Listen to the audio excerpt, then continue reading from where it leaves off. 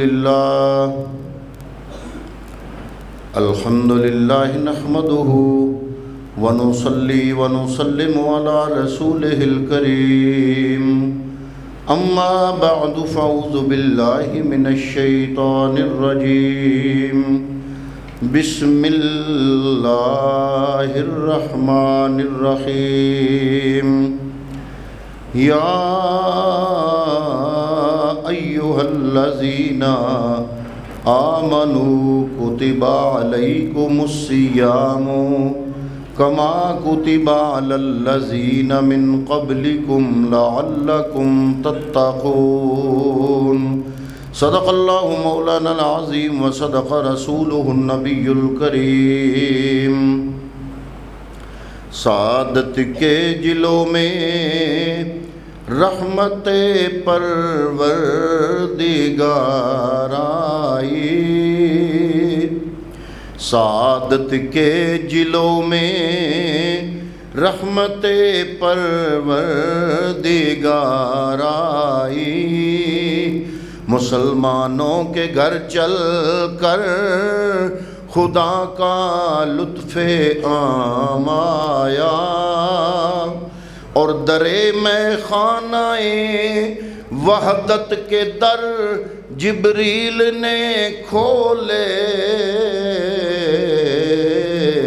ترستے تھے جسے میں خار گردش میں وہ جام آیا۔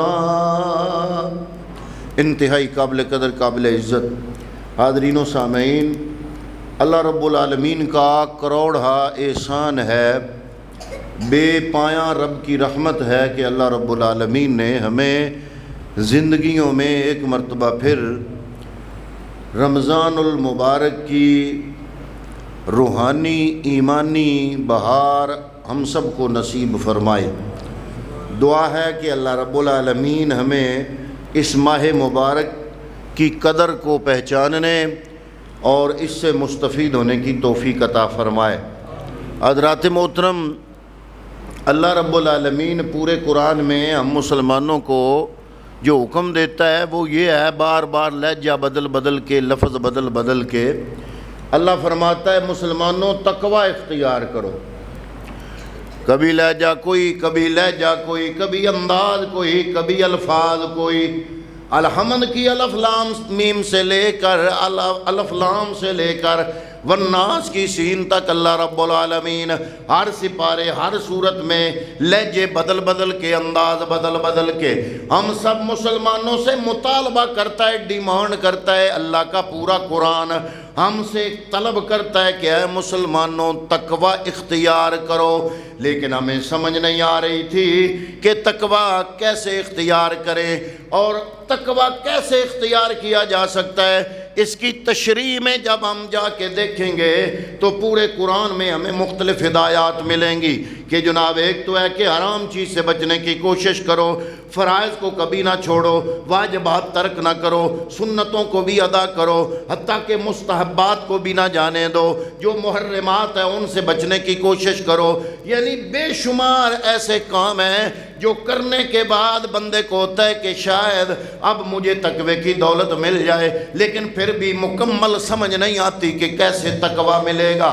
حضرات محترم، رب کا کتنا بڑا انعام ہے، اللہ کا کتنا بڑا احسان ہے کہ جو مطالبہ پورا قرآن بار بار کرتا ہے بندے سے، جو مطالبہ مسلمان کا رب اللہ رب العالمین احکم الحاکمین بندے سے زندگی کے اندر ایک ایک لمحے میں جو مطالبہ کرتا ہے کہ تقوی اختیار کرو، کبھی فرماتا ہے یا ایھا الذین آمنوا اتقوا اللہ، اے ایمان والو تقوی اختیار کرو، حق تقاتے، ایسے تقوی اختیار کرو جیسے تقوی اختیار کرنے کا حق ہوتا ہے۔ لیکن سمجھ پھر بھی نہیں آتی، میں کیوں نہ اس رب کا کروڑا احسان کا شکریہ کیوں نہ ادا کروں، اس رب العالمین کی بے پایاں رحمتوں کا شکر میں کیسے ادا کر سکتا ہوں کہ جس کام کی مجھے سمجھ نہیں آ رہی تھی کہ تقوی کیسے ملے گا، کیا کیا کام کرنے پڑیں گے، کیا کیا لہجہ اپنانا پڑے گا، انداز زندگی اور لائف سٹائل کیسا اپنانا پڑے گا، کہ مجھے تقوی کی دولت نصیب ہوگی، جو سمجھ نہیں آ رہی تھی اللہ رب العالمین نے ان تمام سمجھوں کا حل بتا دیا۔ 1 مہینہ رمضان کا دیا اور اس کے بارے میں فرما دیا اے ایمان والو تم پر روزے فرض کر دیے گئے جیسے پہلے قوموں پر روزے فرض تھے۔ یا اللہ کیوں؟ فرمایا لعلکم تتقون، جس تقوی کی تمہیں سمجھ نہیں آ رہی تھی، میرے راستے کا تمہیں پتہ نہیں چل رہا تھا، میں نے 1 مہینہ رمضان بطور انعام تجھے عطا فرمایا۔ یہ رمضان کا مہینہ ایٹومیٹکلی اپنے طور پر ہی تمہیں متقی بنا دے گا۔ تو سب سے بڑا انعام اس مہینے کا کیا ہے کہ بندہ مومن کے دل میں تقوی کی دولت پیدا کر دیتا ہے۔ تقوی اصل میں معاملہ یہ ہے، ہم ایک لفظ بار بار بیان کریں اور سنیں نا تو وہ لفظ اپنی اہمیت کھو دیتا ہے، لوگ توجہ کم کرنا شروع کر دیتے ہیں۔ تقوی کی طرف اگر توجہ فرمائیں، تقوی کیا چیز ہے میرے مولا؟ اللہ نے قرآن مجید میں فرمایا کہ اے لوگو ان اکرمکم عند اللہ اتقاکم، ہر بندہ چاہتا ہے اسے عزت مل جائے، ہر بندہ چاہتا ہے اسے احترام ملے، اسے عزت ملے۔ اللہ فرماتا ہے کہ اے مسلمان اگر رب کی بارگاہ میں عزت چاہتے ہو تو تقوی اختیار کرو۔ تقوی میں جتنے کامل ہوتے جاؤ گے اللہ کی بارگاہ میں اتنے ہی عزت والے بنتے جاؤ گے۔ پتہ چلا تقوی کوئی چھوٹی چیز نہیں، تقوی انبیاء کا منزل مقصود ہے، تقوی صحابہ کرام کا زیور ہے، تقوی اولیاء کاملین کے راستہ چلنے کا اصل جو محور و مرکز ہے وہ تقوی ہے۔ تقوی کیا ہے؟ اللہ رب العالمین کا پسندیدہ ہے۔ تقوی وہ ہے جس پہ نظر رکھ کر روز ازل میں اللہ رب العالمین نے اس وقت ملائکہ سے کہہ دیا تھا جب ملائکہ نے عرض کیا کہ اے مولا یہ جو چیز تو بنا رہا ہے، آگ مٹی پانی ہوا 4 عناصر ترکیبی سے، یہ جو تو بنا رہا ہے یہ فساد کرے گا، سرکشی کرے گا، سرکش ہو جائے گا۔ وَنَحْنُ نُسَبِّحُ بِحَمْدِكَ وَنُقَدِّسُ لَكَ، ہم تیری حمد اور تسبیحاں اور پاکیاں بیان کرتے ہیں۔ اللہ نے فرمایا انی اعلم ما لا تعلمون، یا اللہ وہ کون سی چیز تھی جس کو سامنے رکھتے ہوئے تو نے ملائکہ کے سامنے ناز دکھایا تھا کہ اے ملائکہ بات تو تمہاری ٹھیک ہے، تم تسبیحاں پڑھتے ہو، تم میری عبادت کرتے ہو، تمہارا کبھی وضو نہیں ٹوٹا، کبھی غسل نہیں ٹوٹا، یہ 4 عناصر ترکیبی سے بنا ہوا بندہ کبھی جناب اس کا غسل ٹوٹے گا، کبھی وضو ٹوٹے گا، کبھی یہ سو جائے گا، کبھی کھانے میں مصروف، کبھی پینے میں مصروف، کبھی اس سے فارغ ہونے میں مصروف۔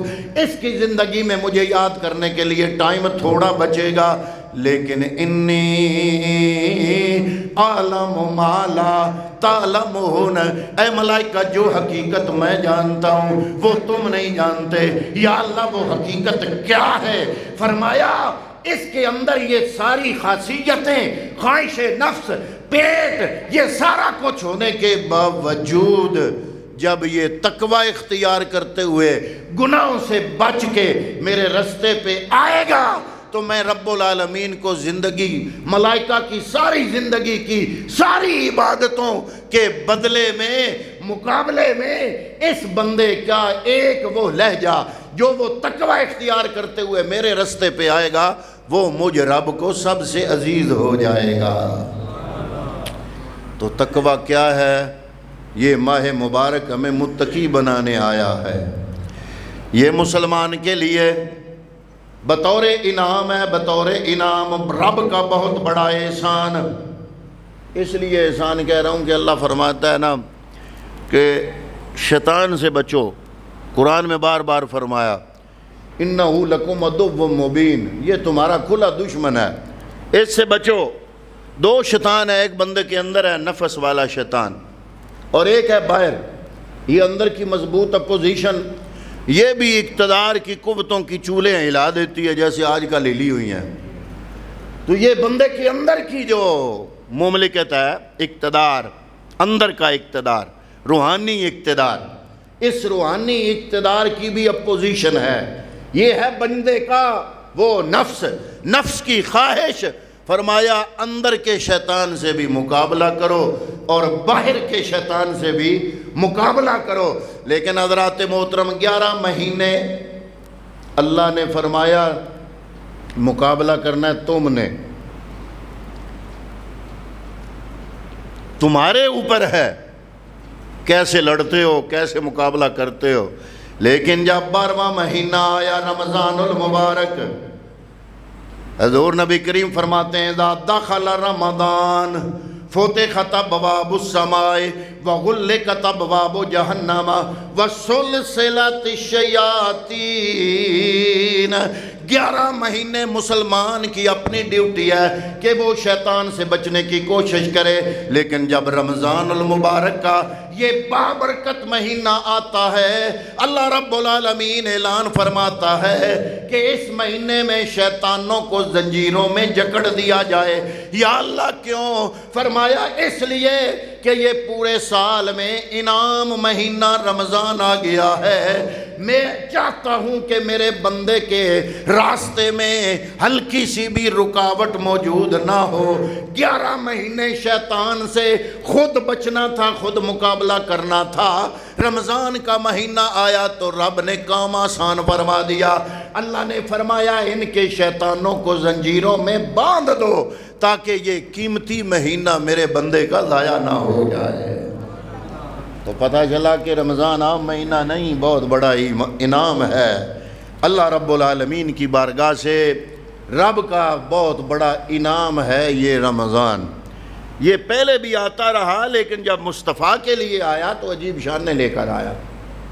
انجیل بھی رمضان میں آئی، تورات بھی رمضان میں آئی، زبور بھی رمضان میں آئی، اور شہر رمضان الذی انزل فیہ القرآن، اللہ کا کلام قرآن بھی اس ماہ مبارک میں نازل ہوا۔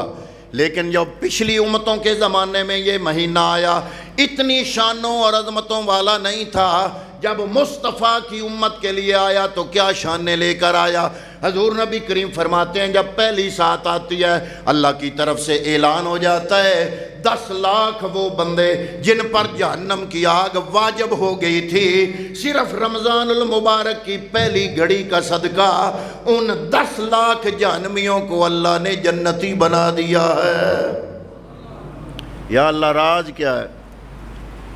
فرمایا میرا اصول ہے قیامت کے دن میں نے کرنا ہے عدل،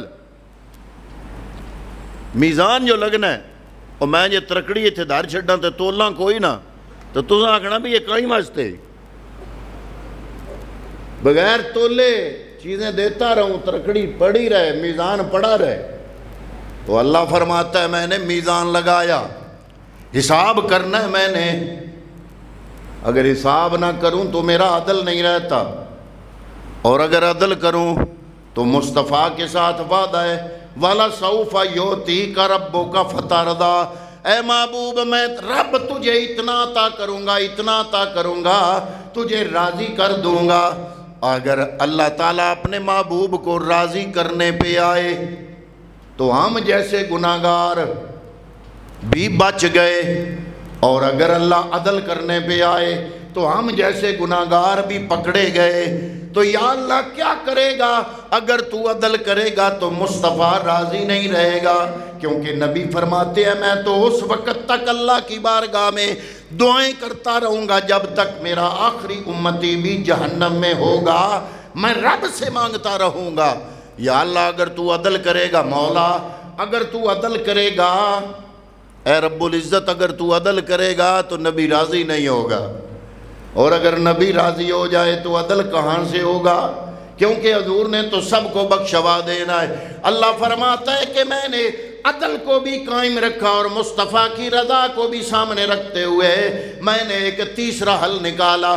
کیا فرمایا؟ میں نے رمضان المبارک کا بابرکت مہینہ بنا دیا، اس کی ایک ایک گھڑی میں بخششیں ہی بخششیں ہیں، اور یہ بھی محبوب کریم کے صدقے میں بنا دیا۔ تو ہم کیوں نہ کہیں گے یہ کہ اے محبوب کریم صلی اللہ علیہ وسلم آپ آئے تو رمضان اپنی تمام برکتوں کے ساتھ آیا۔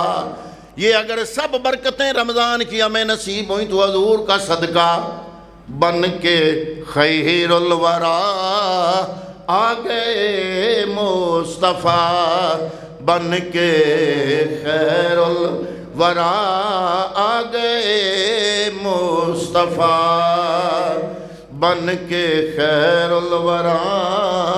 میں نے پتا تساں روزہ رکھیا، میں بھی روزہ رکھیا، اللہ دی قسم رکھیا۔ فجر دے ٹائم ایک خطاب، اس تو پہلے دوجی مسجد چ دوجا خطاب، اے ہن تریجا ہے تے ہن تے میں آگاں کوئی نہیں ٹرنا جتنے تک تساں بولنا نہیں۔ میرے نال بولو، بن کے خیر الورا آ گئے مصطفیٰ، بن کے خیر الورا آ گئے۔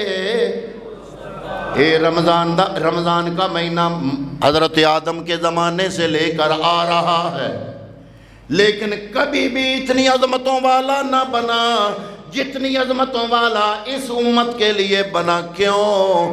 بن کے خیر الورا آ گئے مصطفیٰ، ہم گناہگاروں کی بہتری کے لیے ایک طرف بخششیں ایک طرف جنتیں، کیسے انعام ہے امتی کے لیے، بن کے خیر الورا آ گئے مصطفیٰ۔ تو کیا پتہ چلا کہ یہ ماہ مبارک وہ مہینہ ہے کہ جو بندے کو متقی بننے کی سمجھ سکھانے آیا ہے۔ پہلے پتہ نہیں چل رہا تھا، رب بار بار قرآن میں فرما رہا تھا تقوی اختیار کرو، تقوی اختیار کرو، متقی بن جاؤ، متقی بن جاؤ۔ یا اللہ کیسے بنا جاتا ہے؟ پورے قرآن میں وضاحت ہے، لیکن رب نے یہ مہینہ دیا، فرمایا یہ ایک مہینہ دیا ہے، یہ 30 دن اگر اللہ کے حکم کے مطابق گزارو گے، یہ 30 دن آ کے صرف گزر نہیں جائیں گے، ان کے آنے سے پہلے تم عام مسلمان تھے، یہ جب گزر جائیں گے تو تمہیں متقی بنا کے جائیں گے، تمہیں تقویٰ دے کے جائیں گے۔ پھر کیوں نہ انعام ہو یہ رمضان؟ میں کہتا ہوں اس سے بڑا انعام کوئی نہیں، کیونکہ یہ رمضان کا مہینہ ہمیں متقی بنانے کی سمجھ سکھاتا ہے۔ یہ رمضان کا مہینہ رب کی رضا کے لیے بے وقت اٹھنا، بے وقت سونا، بے وقت سارے کام سر انجام دینا، یہ سارے کام کرنے سکھاتا ہے۔ یہ رمضان کا مہینہ رب کی رضا کے لیے اپنے پیٹ کے ساتھ جنگ کرنا سکھاتا ہے۔ یہ ماہ مبارک صرف اللہ رب العالمین کی رضا کے لیے ہمیں سمجھ سکھاتا ہے کہ رب کے حکم کو مد نظر رکھتے ہوئے خواہش نفس پر کیسے قابو پایا جائے گا، خواہش نفسانی پہ قابو پانے کا طریقہ بتاتا ہے، پیٹ کی خواہشات پہ قابو پانے کا طریقہ بتاتا ہے۔ یہ ماہ مبارک نیکی کرنے کا طریقہ بتاتا ہے، اللہ کو راضی کرنے کے لیے راتوں کو جاگنے کا طریقہ بتاتا ہے، رب کی رضا حاصل کرنے کے لیے اپنی خواہشات کا گلا گھونٹنے کا طریقہ بتاتا ہے۔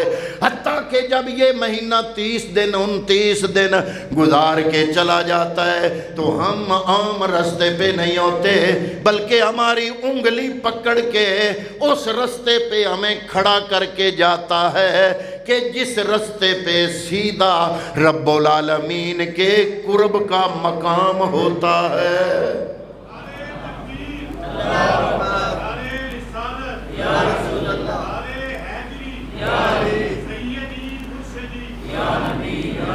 ہم میں تو کوئی ایسی بات نہیں تھی کہ ہم اپنے طور پر متقی بن جاتے، تقوی کے راستے کو اپنا لیتے، لیکن نہیں، اللہ رب العالمین کا ہم پہ یہ انعام ہو گیا، ہمیں سمجھ سکھانے کے لیے، تقوی کے راستے پر چلانے کے لیے اللہ رب العالمین نے یہ مہینہ ہمیں عطا فرمایا۔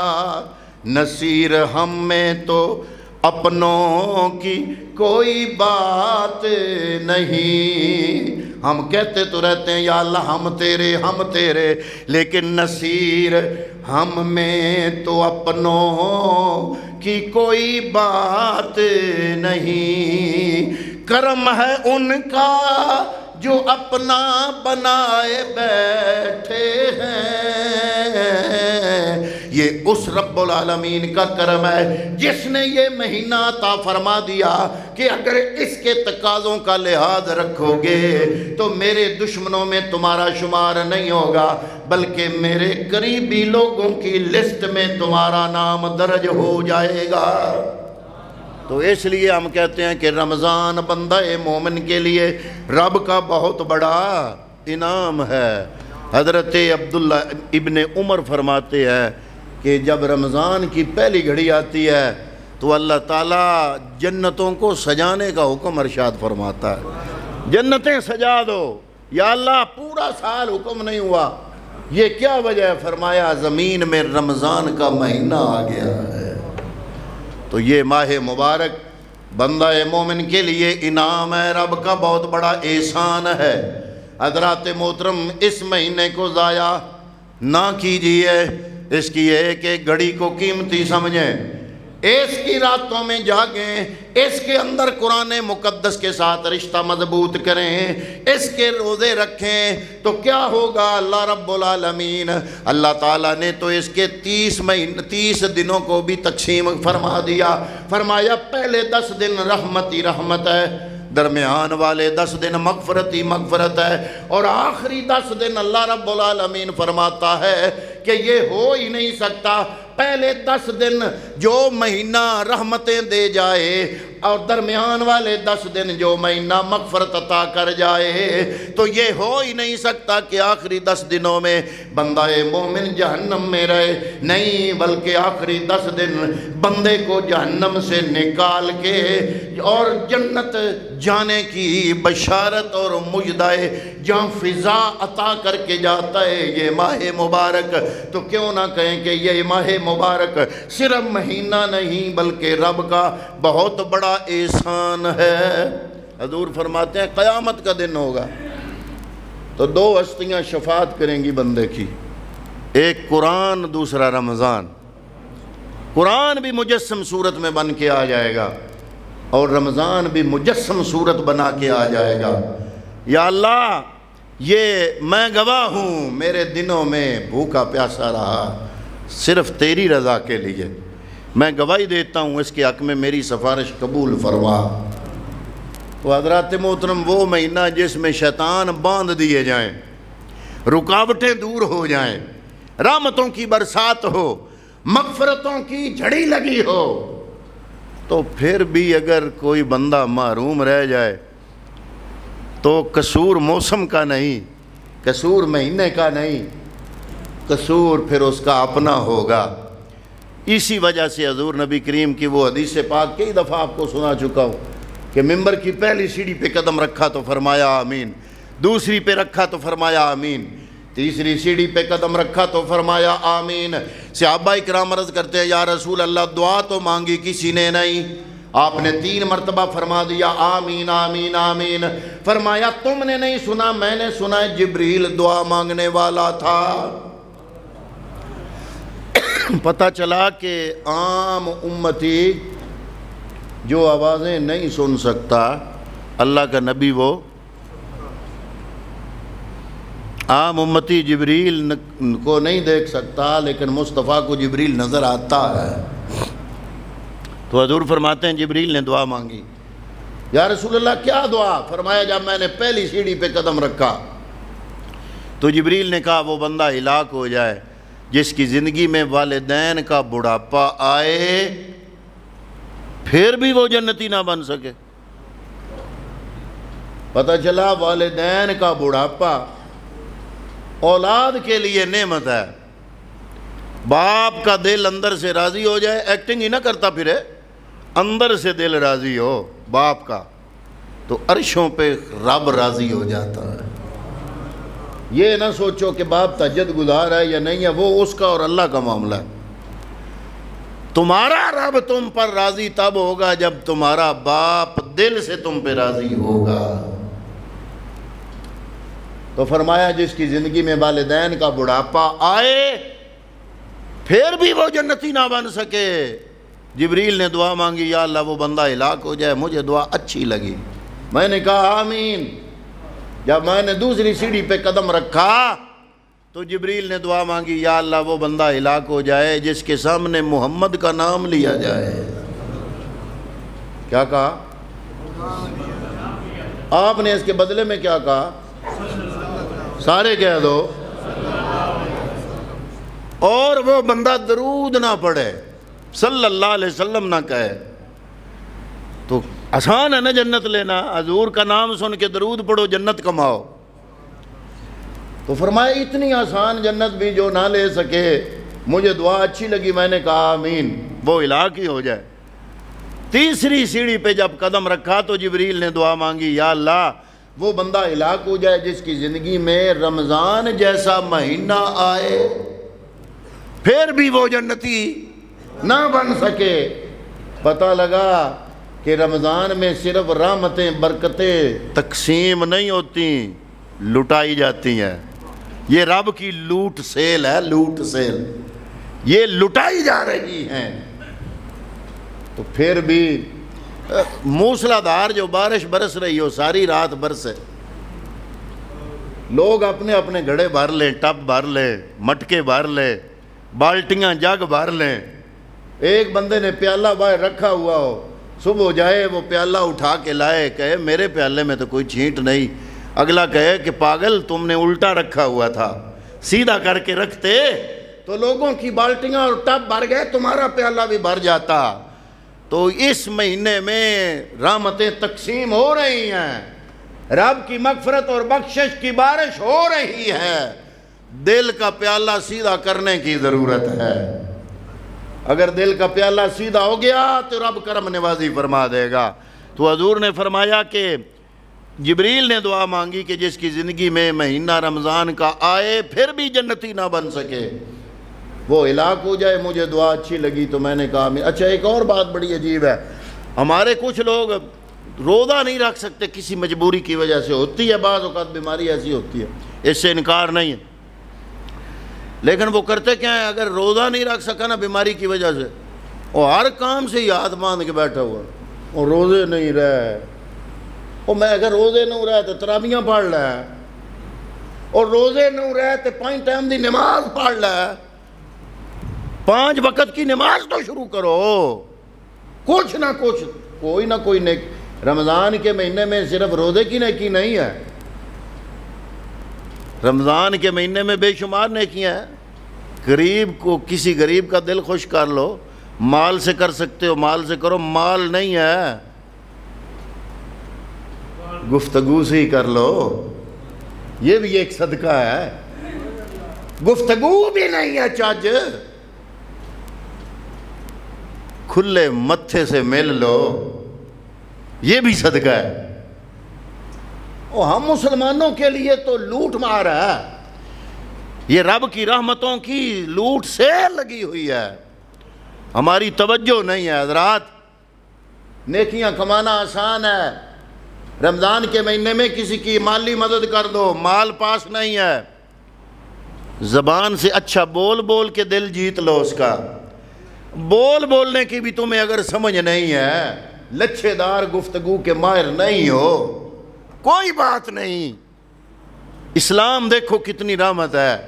میرے نبی نے فرمایا اگر کھلے ماتھے کسی سے ملاقات کر لی، ہنس کر مسکرا کر مل لو، تو کیا ہوگا؟ تمہارا مسکرا کے ملنا تمہیں صدقے کا ثواب عطا کر جائے گا۔